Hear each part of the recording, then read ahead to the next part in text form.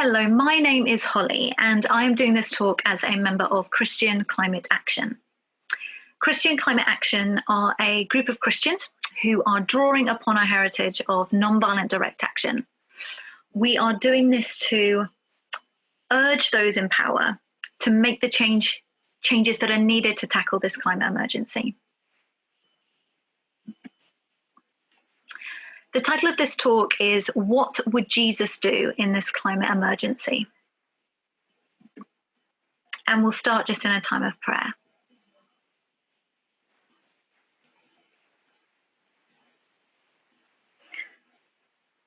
Creator God, our hearts break for what is happening to your creation. The devastation which is happening to the most vulnerable people around the world. And how the ecosystems that you have created are just coming undone. We pray that there is still time to make a change to the crisis. Give us the wisdom to know what we can do to create change, and give us the courage to be able to act out those steps. Amen.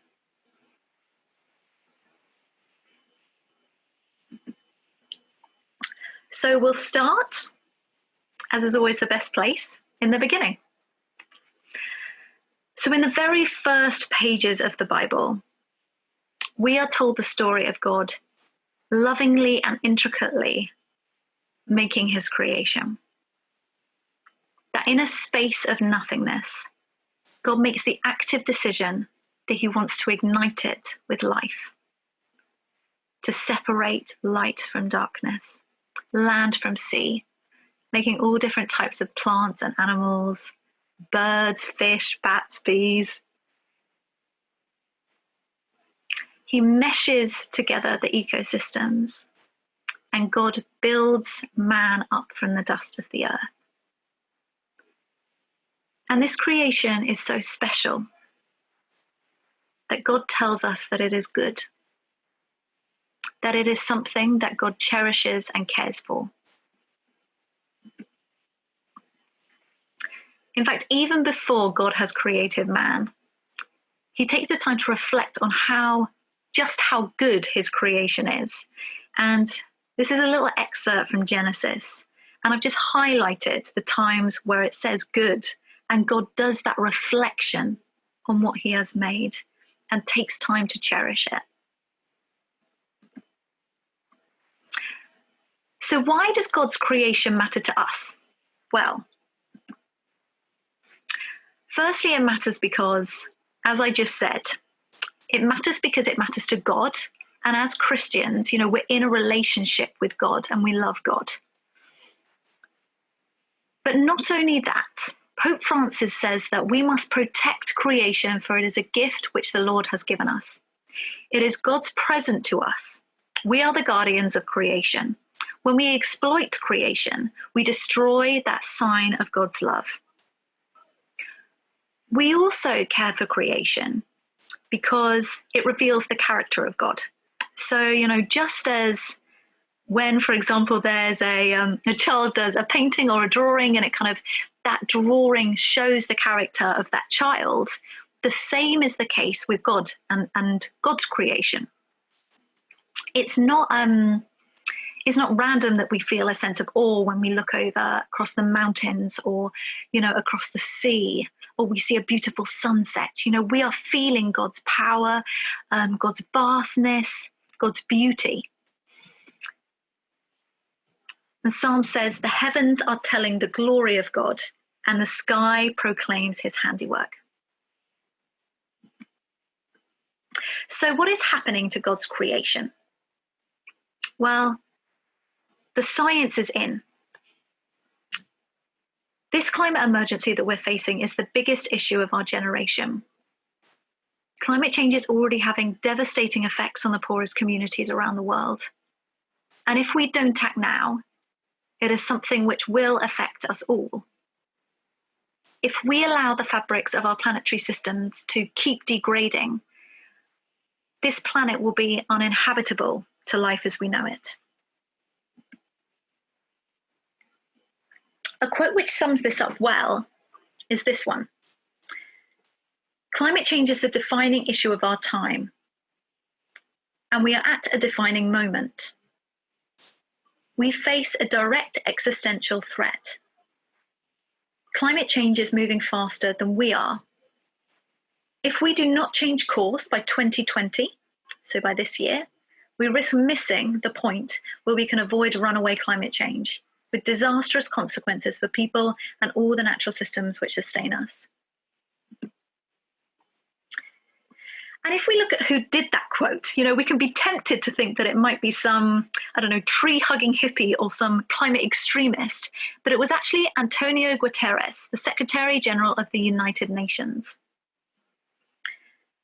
What really comes out in this quote is the immediacy of the situation that we're facing. In the past, we've often spoken about climate change like it is some far-off issue. And we talk about it in these kind of theoretical terms. But it is becoming increasingly clear that we need drastic action to tackle this climate emergency now.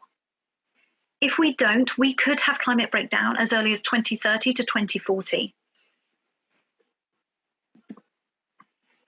And science has long been telling us the effects of climate change, that it will increase the frequency and intensity of extremes of weather. So this graph shows disasters such as storms, which we can see in green, floods, which can be seen in blue, and droughts and wildfires seen in yellow.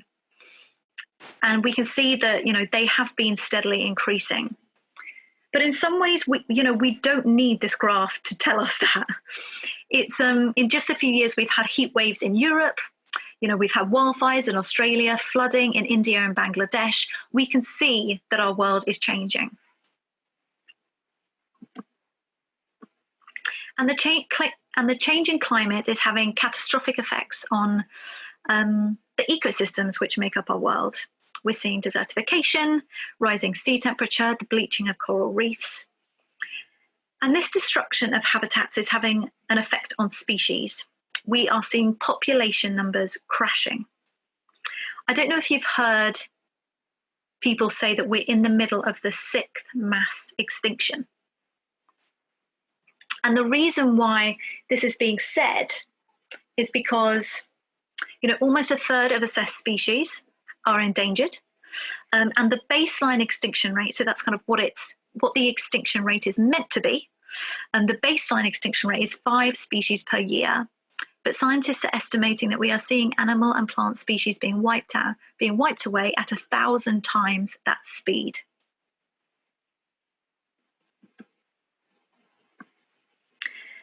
And this harsh climate, it also has an effect on people.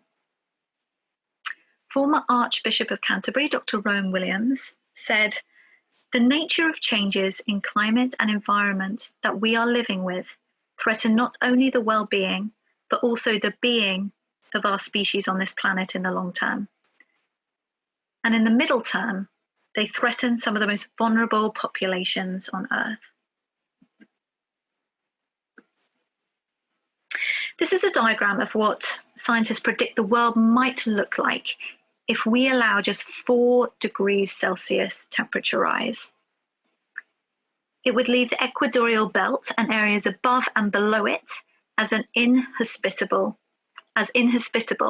for the vast majority of the year due to heat stress and desertification. The Saharan desert will have expanded into Europe. Sea levels will be around 2 meters higher, and we will be well on our way to an ice-free world. The vast majority of humans will be forced to live in high latitude areas. And if we just stop for a moment to think about what that would mean. We're already hearing such hostile narratives around migrants and refugees. What will this look like when we're having mass climate migration. If we're already seeing conflicts over resources in parts of the world, what will the world look like when vital resources such as water are so scarce? Climate change is a justice issue. A justice issue which is first happening across the world. As this map shows, different parts of the world are affected more than others. For many people in the global south, this is an issue which is causing them desperation now. But it's also a justice issue which is happening across our very dinner tables, as it's children who are going to have to deal with the consequences of our government's refusal to act. Greta Thunberg made this very clear in her recent UN speech when she said, "You have stolen my dreams and my childhood with your empty words. The eyes of all future generations are upon you. And if you choose to fail us, I say we will never forgive you."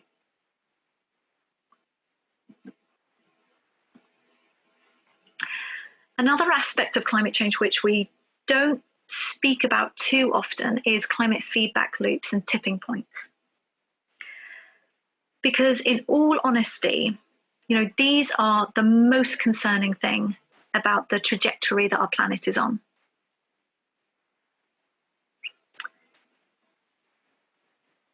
These can be a little bit difficult to understand, so we're going to go through this step by step. The first thing that you need to know is that climate change is not going to happen in just a linear fashion. It isn't a process which is going to happen kind of slowly, kind of step by step, kind of in steadily increasing temperatures.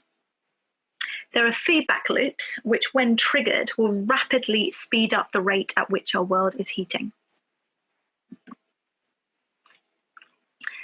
To demonstrate one of these feedback loops, I want you to think about radiators at home and why radiators are painted white. They're painted white because white is a color that reflects heat energy. So when heat touches the radiator, it is reflected back into the room, heating the room as we want it to. Our polar ice caps do the same thing. Because they're white, they reflect around 50 to 90% of the sun's energy back into space. Back into space where it doesn't heat the earth. The sea, on the other hand, is dark.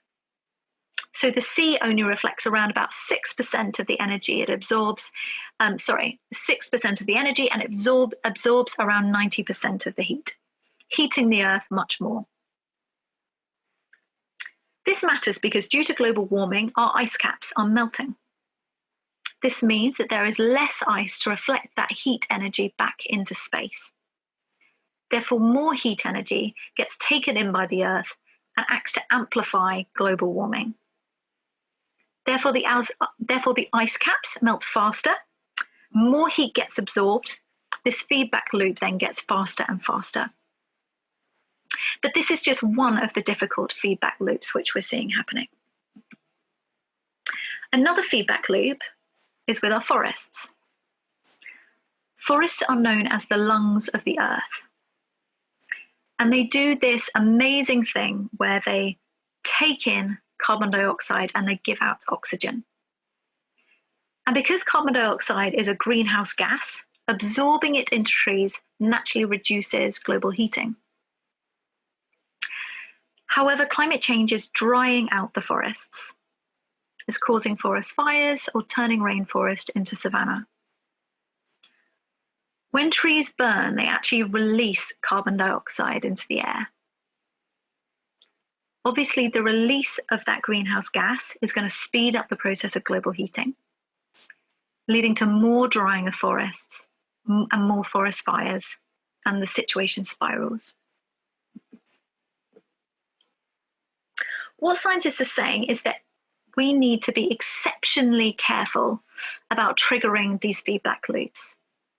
In the journal Nature, an article by a group of top climate scientists, in the journal Nature, an article by a group of top scientists outlines many potential feedback loops on our planet. some of which can be seen in the coloured circles on this diagram here.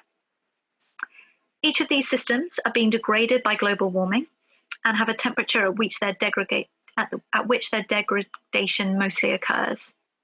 So, for example, at around 1 to 3 degrees temperature increase above pre-industrial levels, we have the Greenland ice sheet starting to melt, along with alpine glaciers. Whereas at around 3 to 5 degrees temperature increase, we'll have the Amazon rainforest and the boreal forest drying up and burning, releasing carbon dioxide into the air. What is frightening is that when the initial feedback loops begin, the resulting rapid increase in temperature leads to a kind of domino effect. And this cascade of feedback loops starts to be triggered. So even a warming of 1 to 3 degrees affecting the planetary systems in yellow could lead to a rapid increase in heat, tipping planetary systems in the mid and high temperature clusters via these cascade effects. Today, we are already 1 degrees warmer than pre-industrial levels and are seeing the melting of glaciers. If we continue, it's only a matter of time before we see this cascade of tipping points being triggered and a spike in Earth's temperature along with it. And once that has been triggered, there is no turning back. Scientists have different thoughts about how long we have before this tipping point is crossed. Some people think that it's already been crossed. Some people think that we still have time to stop it happening. But what is clear is that we need to act fast.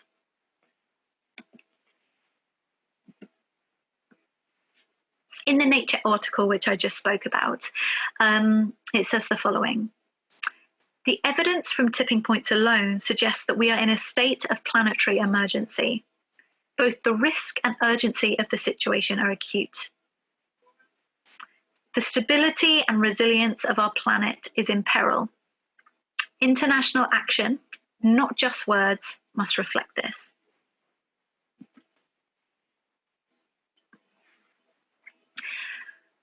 I think it's important to acknowledge how this makes us feel.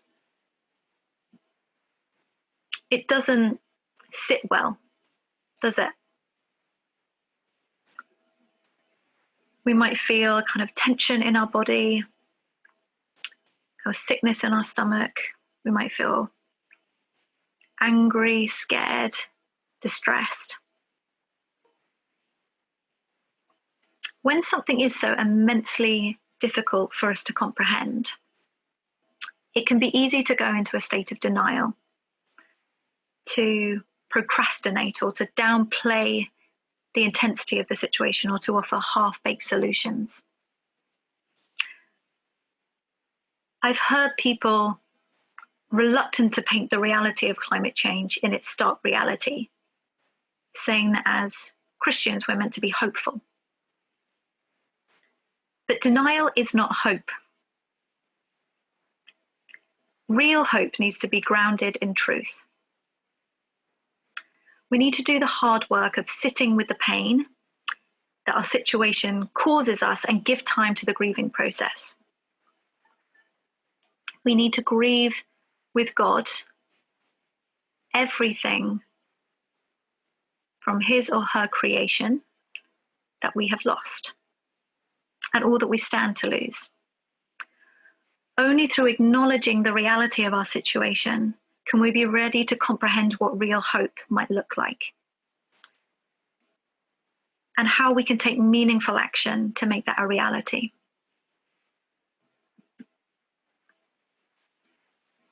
This second part of the talk is going to be all about how we are going to create the change that's needed. So what is that? Well, scientists have said that we need change at an unprecedented speed and scale if we stand any chance of preventing climate breakdown. That is the challenge that we have in front of us. And how do we create this unprecedented change? Well, the narrative so far has really been kind of one of, or the kind of primary narrative so far has been one of two ways. Firstly, we've been told that to tackle climate change, we each need to look at our individual lifestyles. We need to eat less meat. We need to be, buying less, things like that. Secondly, the other thing that we've been told is that we need to be appealing to those in power. And while these have had some positive effects, it's important that we acknowledge that purely focusing on these two solutions has not created the change needed. Global emissions, until kind of this year with the pandemic, they have been rising and rising. I'm not saying that we shouldn't be engaging with politicians or carrying out lifestyle changes.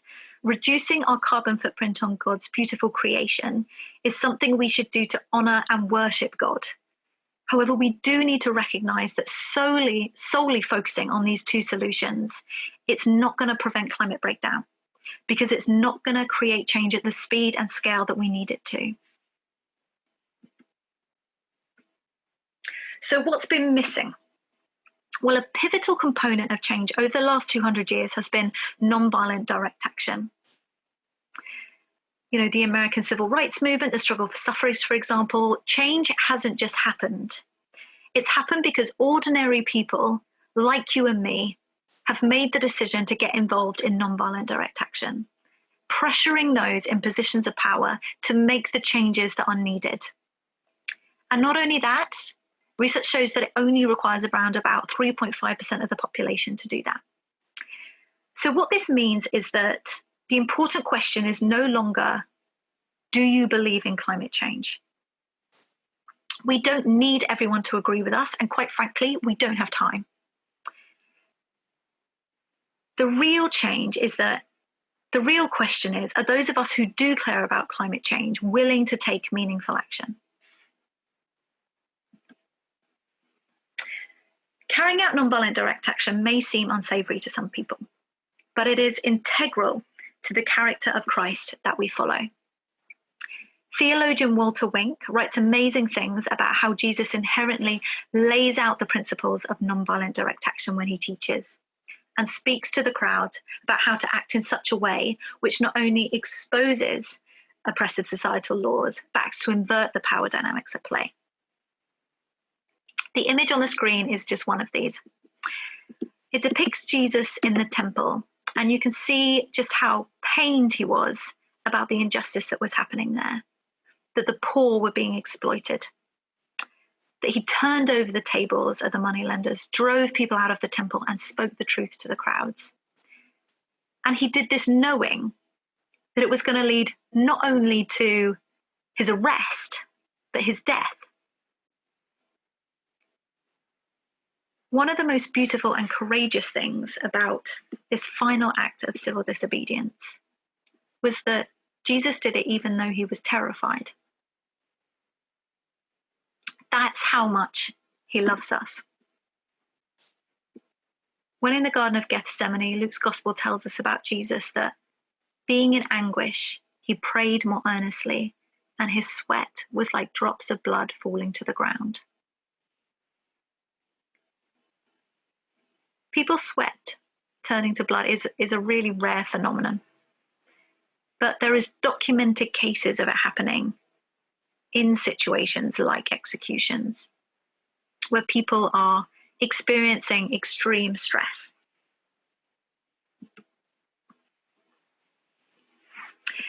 And as Jesus shows, creating change is never easy. It requires sacrifice. Martin Luther King said that human progress is neither automatic nor inevitable. Every step towards the goal of justice requires sacrifice, suffering, and struggle, the tireless exertions and passionate concern of dedicated individuals. Being a Baptist minister, Martin Luther King knew about the power of sacrifice well. When we see sacrifice, it pulls on our humanity. And it is this which moves the status quo towards justice. If we look back at social justice movements of the past, they've all involved sacrifice. Martin Luther King himself spent time in prison. Gandhi went on hunger strike. And the suffragette Emily Davidson lost her life putting her sash on the king's horse. These aren't just stories. These are core principles of change.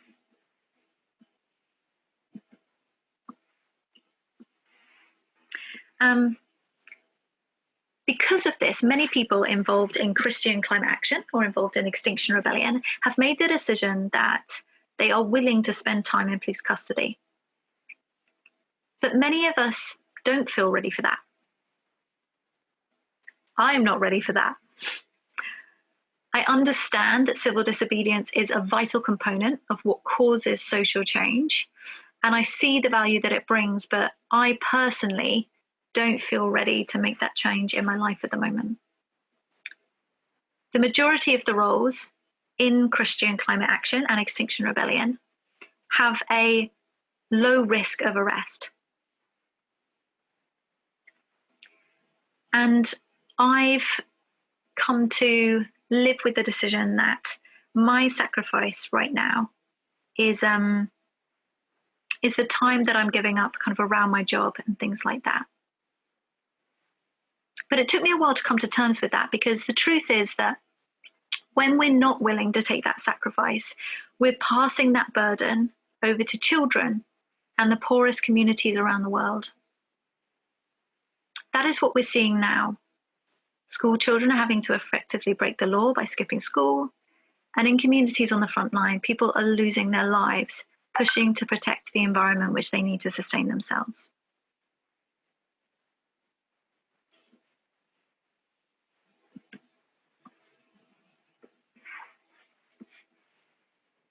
And we can hold these images in our head of what a protester looks like. But it's not about who we are, but what we choose. None of us are doing this because we feel right for it. We're doing this because if not me, then who? If not now, then when?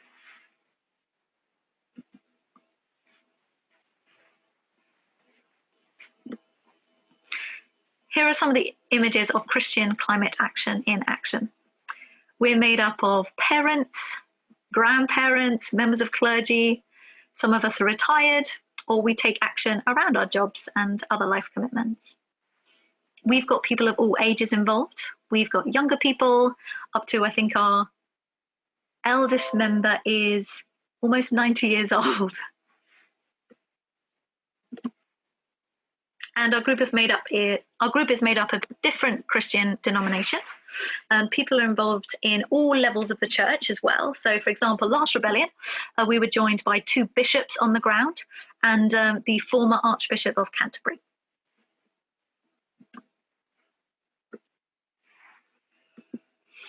Many of the Christian NGOs, such as Tear Fund, Christian Aid, CAFOD, Operation Noah, and Green Christian, have also been alongside us on the ground.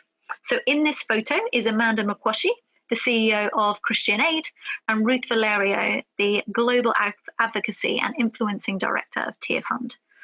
These 2 and many more joined Christian Climate Action at the Extinction Rebellion protest on Lambeth Bridge of October 2019 on a bridge which was termed the Faith Bridge.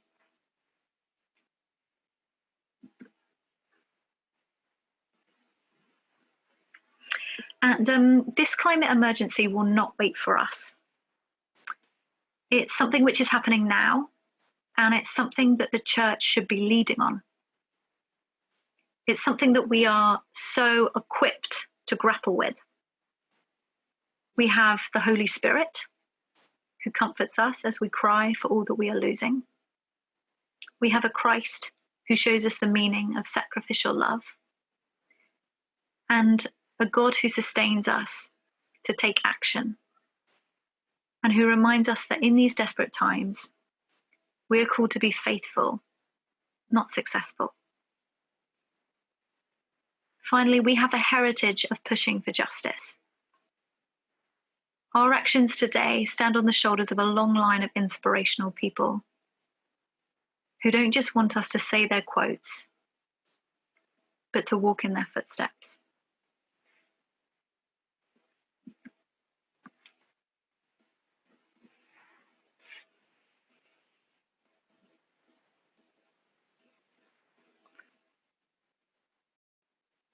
Heavenly God,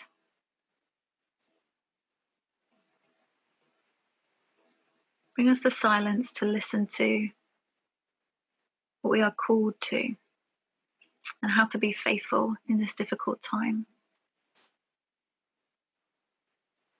Thank you for everyone who is taking action for your world. We welcome everyone's gifts and thank you for the gifts that we've all been given.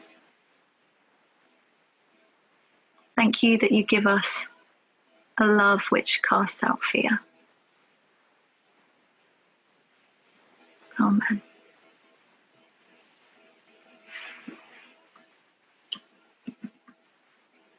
And here are some of the websites or the that have the references that I've spoken about throughout this talk. And this can be something which is quite scary and difficult to comprehend. If you've got any questions or if you would like to get involved, please do contact Christian Climate Action via any of these that's up on the screen now. This is a movement which, there's so many different roles involved, and it requires so many different kind of skills and gifts. So we welcome we welcome anyone to get in touch. We'd be really, really happy if you did want to get involved. Thank you very much.